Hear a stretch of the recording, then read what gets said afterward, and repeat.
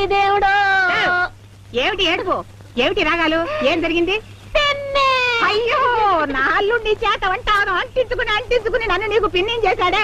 ఉసావు 2 బిందెలు నీళ్లు తీసుకురానే, స్నానం చేస్తాను. ఉసావు, ఏమిటి ఏడుపు, ఎందుకు వీసిన పడ్డా?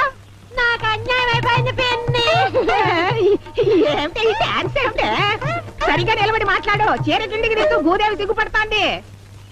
కొండనాలికి మందేస్తే ఉన్న నాలికి ఊడిందన్నారు ఈ సామెత విన్నావా? ఇల్లేదు. కొక్కిరాయి ఎందుకు పుట్టావంటే చక్కనాళ్ళని ఎక్కిరించడానికి అన్నదంట. అదన్నా విన్నావా?